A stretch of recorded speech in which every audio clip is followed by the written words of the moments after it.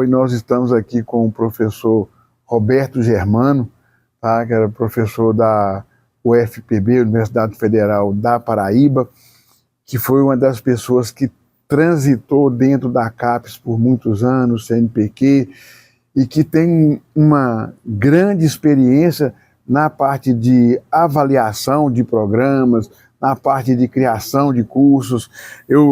O professor Roberto Germano, quando nós fomos criar o nosso primeiro doutorado, foi uma das pessoas que nós sentamos, conversamos e que nos deu um norte, né, para a gente, como a gente deveria agir. Nós seguimos esses conselhos por muitos anos.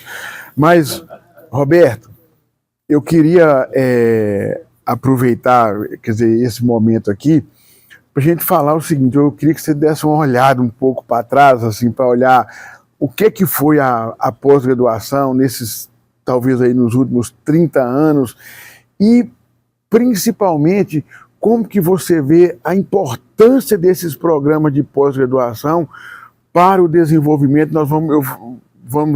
Que a gente sabe que o assunto é muito amplo, mas pelo menos para a área de produção animal, como que você enxerga a pós-graduação e o papel que ela teve na pecuária brasileira?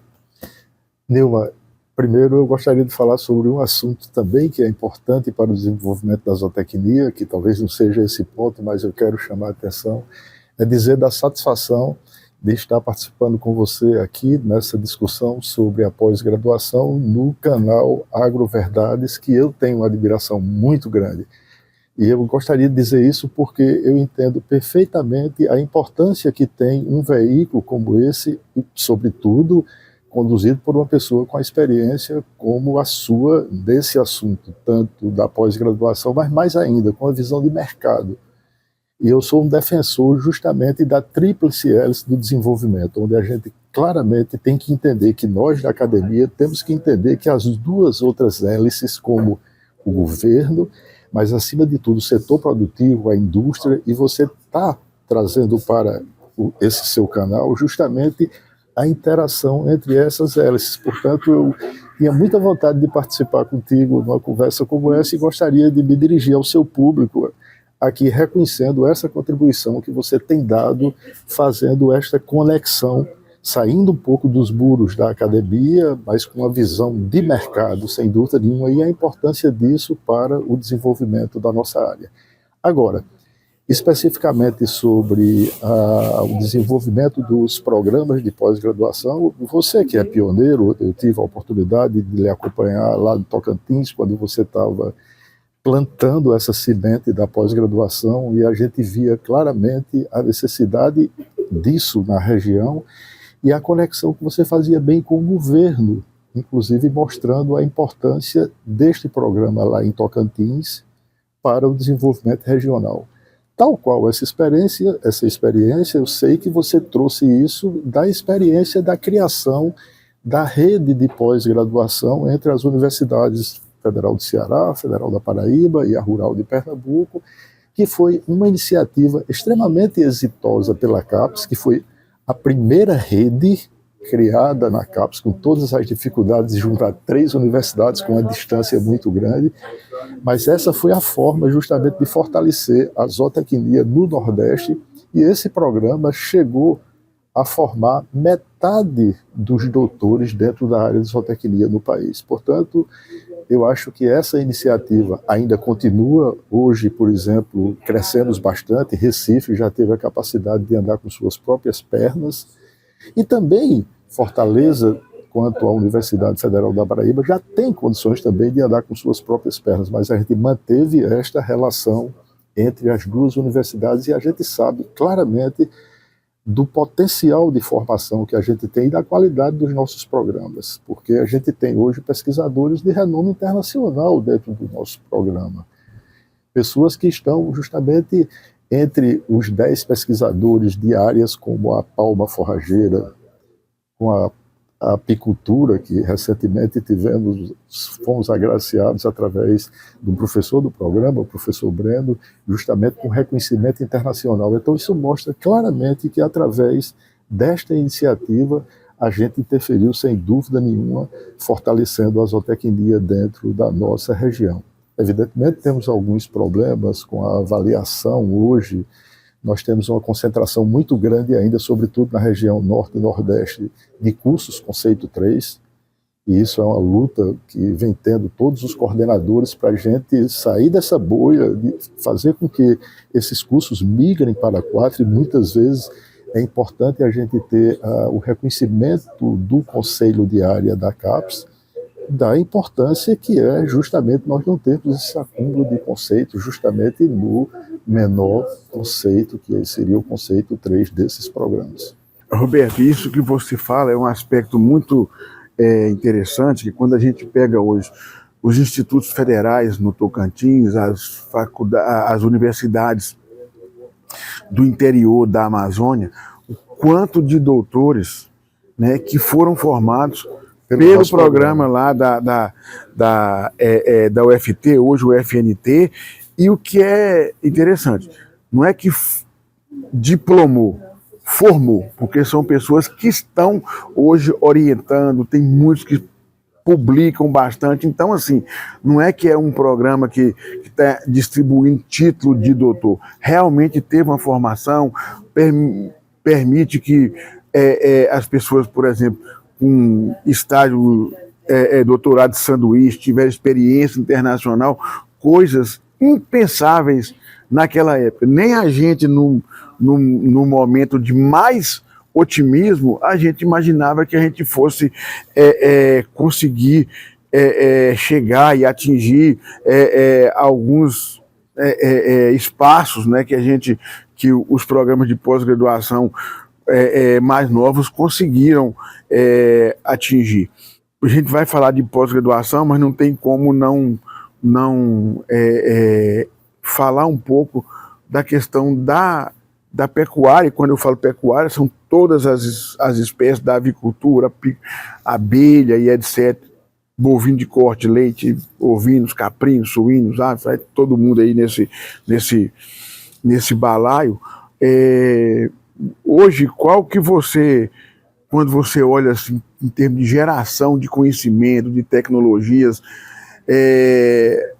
como é que você vê aí a contribuição da pós-graduação brasileira? Porque eu acho que é subestimado a contribuição da universidade brasileira, das universidades públicas brasileiras para o agronegócio.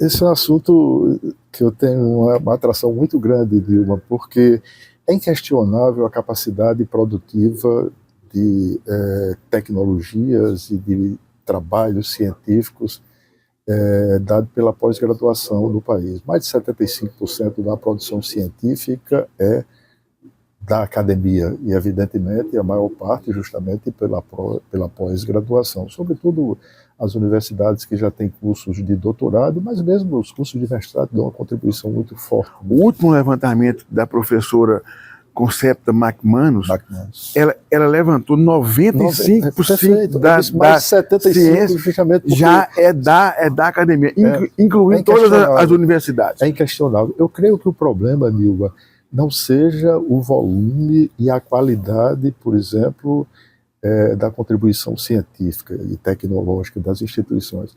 Eu acho que passa por uma questão de diálogo. Por isso que eu falei inicialmente na questão da tríplice hélice, esse trabalho você está fazendo através do seu canal, é como a gente chega ou estreita esta relação entre a academia e o setor produtivo. Eu acho que tem um fosso muito grande ainda, a gente precisa pular esse muro da universidade e falar a linguagem e ter uma relação, de fato, mais próxima desse setor produtivo.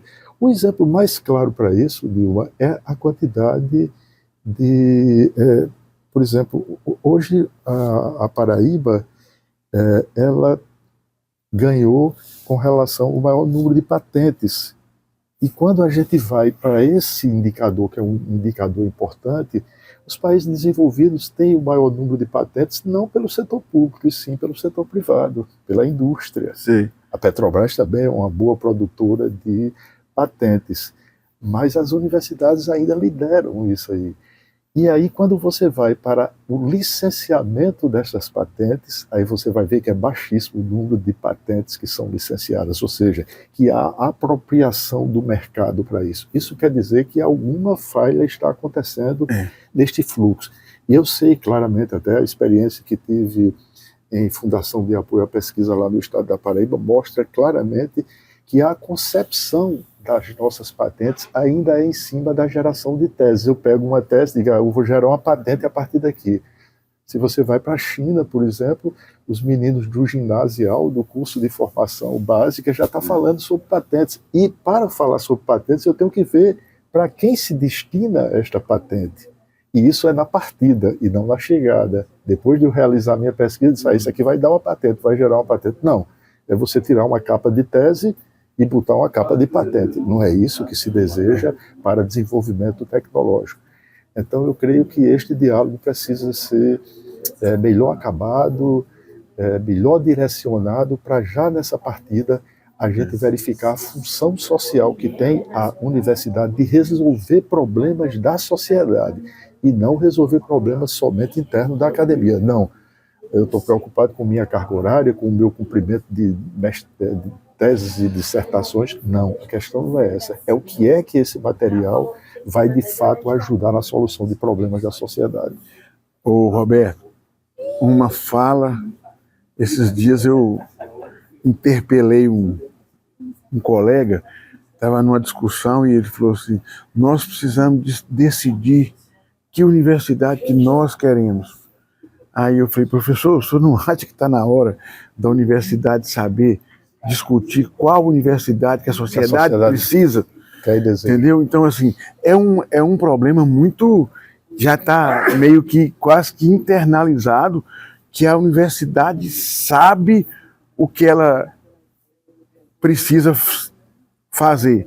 E às vezes é um saber sem ter muita interlocução com o setor produtivo. Então, isso que você falou, isso é um exercício que a turma mais nova vai precisar de fazer. A questão da patente, né, a gente sabe, há 20 anos atrás, você falar em patente dentro da universidade era quase um pecado mortal, né? Com relação interinstitucional também era um pecado. Então já melhorou muito. Mas o professor Roberto Germano, eu gostaria muito de agradecer aqui a sua fala, né? E hoje, indiscutivelmente, né, a pós-graduação brasileira, ela vive uma crise por uma série de fatores que ela é talvez muito mais externo à instituição do que interno. Acho que a pós-graduação ela tem os seus problemas internos, mas houve uma mudança de mercado, de visão dos jovens, do que eles querem. Eu tenho tido uma demanda menor, assim, uma procura menor dos jovens a entrar num mestrado e num doutorado. Na sua visão, eu queria uma visão sua do lado otimista. O que você vê aí de perspectivas positivas para os próximos anos? Bom, a pós-graduação do nosso sistema brasileiro é um sistema extremamente robusto. O sistema de avaliação da pós-graduação do Brasil, ele é exemplo para o mundo pelo rigor e pela, digamos assim, pela quantidade de cursos que você tem, como é que você realiza uma avaliação como essa. A grande questão que eu vejo hoje, primeiro eu sou um otimista com relação ao sistema, mas também devo ter um olhar crítico de onde nós podemos melhorar. Eu acho que não é a questão simplesmente de multiplicação de cursos de pós-graduação que vai dar robustez ao sistema. A gente está numa fase muito interessante agora, que é aquela multiplicação que adivinha, por exemplo, de uma pulverização de cursos já existentes. Eu achava isso extremamente pouco produtivo, porque você tinha uma briga no departamento, então uma ala ia para aqui, a outra criava um novo curso que na verdade era o mesmo foco. Hoje a gente está no caminho de volta, juntando, aglutinando novamente esses cursos para melhor atender às necessidades do mercado e às necessidades da sociedade, que os cursos são criados para isso. eu acho que um olhar muito claro ainda dos cursos que tem um processo de internacionalização forte, conceitos 5, 6 e 7, sobretudo 6 e 7, que se faça uma política de como se faz mentoria no empreendedorismo para os cursos conceitos 3 e 4. Porque o sistema é um só, a universidade é pública, é o mesmo dinheiro que nós estamos pagando de impostos é para o curso 3 e para o curso 7. Então, eu creio que a gente precisa ter esse trabalho do próprio sistema se nutrir, fazendo com que essa experiência, por exemplo, como o nosso doutorado integrado, a gente possa contribuir com esses cursos 3 e 4. A gente sabe da dificuldade que você teve para criar esse curso lá em Tocantins, mas a gente sabe, por exemplo, quanto ele contribuiu para a pecuária local. Eu estava lembrando ontem do professor Frank, lá da Amazonas, que tentou um curso para a UFAM durante 3 anos e não conseguiu, em 3 seleções, e depois esse curso foi criado. Hoje é uma referência, inclusive com curso com nível de doutorado no estado do Amazonas. Então, eu acho que a gente tem que ter um olhar muito atencioso para essas regiões e entender, e o sistema avaliação de agora já aponta para isso, a importância que o curso tem para o desenvolvimento regional, que muitas vezes, e tem cursos 3 que eles cumprem um papel maravilhoso e eles vão continuar com 3 ou com 4, mas ele atendendo muito bem aquela necessidade regional. Então, eu acho que o sistema ele vai se aperfeiçoando e nós, como contribuintes, porque somos docentes, e como críticos também, eu acompanhei toda a sua trajetória e você sempre teve esse olhar crítico, mas crítico não no sentido de criticar por criticar, e sim para apontar caminhos onde se fortaleça justamente esse papel da universidade do cumprimento do seu dever, que é servir bem a nossa sociedade. Por isso eu desejo aqui que você continue nessa luta. Esse seu canal é um instrumento muito valioso para isso. Eu sei da aceitação que os produtores têm e não lhe veem somente como um pesquisador, e sim como um comunicador de como a gente deve atender às necessidades do mercado. Parabéns, Júlio. Obrigado. Eu só, para a turma mais nova aí, né? Quando a gente estava trabalhando lá para criar o programa de mestrado, nós fizemos, o professor Sinira ajudou. No doutorado, o professor Roberto Germano foi o nosso mentor e a pessoa que tinha experiência de criar um curso novo aqui como diz o outro. Eu falei, vamos pegar alguém que conhece dificuldades. Eu não quero pegar alguém que criou um doutorado onde tem tudo. Vamos. Aí o professor Roberto Germano, né, ele falava, Nilma, por que te leva a achar que esse doutorado aqui na UFT vai dar certo? Eu falei, porque tem gente querendo fazer, isso basta. As dificuldades de estrutura e tal, e não tinha. A CAPES colocou que precisava de um laboratório de nutrição. Aí foi lá e foi uma diligência lá, e o curso já estava aprovado, mas na época da aula lá, magna e tal, o professor Roberto foi, e aí eu lembro que nós falamos, vamos lá ver o laboratório. O laboratório estava tirando os plásticos, né? Aí o Roberto ligou lá para o professor Emílio, né? Falei, olha, eu estou aqui presente. Conta aí, Roberto. Não, esse fato eu queria me dirigir à população do estado de Tocantins, porque essa foi uma iniciativa fabulosa que vocês fizeram lá. E eu lembro muito bem que foi uma aposta da CAPES também, porque o coordenador de área, na época, o professor... Era Clóvis. E Clóvis disse, sim, mas nós precisamos de um laboratório para um curso de pós-graduação, e vocês não têm esse instrumento aqui. E o seu diretor, à época, mas nós estamos com um projeto aqui. Mas é muito duvidoso se aprovar. O diretor é alagoano, viu? O professor Expedito. Com base num projeto. A gente precisava ter essa realidade. E eu, como da região, digamos, porque eu me considero como nortista, digamos, a gente que está acima da metade do Brasil, dizia, Clóvis, eu acho que a gente deve dar um voto de confiança, porque a gente está recebendo aqui o compromisso institucional do diretor da construção do laboratório. E quando eu fui depois, numa outra visita, vocês me levaram ao laboratório para comprovar que a promessa que havia sido feita havia sido cumprida. E eu, inclusive, me emocionei naquele momento. É tanto que peguei o telefone, liguei para o coordenador de área e dei o testemunho de que estava justamente a promessa agora dentro do laboratório que estava sendo criado. Foi muito interessante, isso foi uma grande contribuição para o estado de Tocantins, para a área de zootecnia e, por que não dizer, para o país. Porque hoje vocês brilham e estão formando pessoas de qualidade, não só para o estado de Tocantins, mas para o Brasil, para a nossa sociedade brasileira. Gente, então essas aí são as histórias. Roberto, muitíssimo obrigado, bom te encontrar, é um amigo aí de longas datas e nós, como diz o outro, é bom a gente dar uma olhada para trás, mas sem deixar de enxergar aí, o futuro. E espero que a turma nova continue aí, porque o Brasil precisa muito de pós-graduação, de ciência, de tecnologia.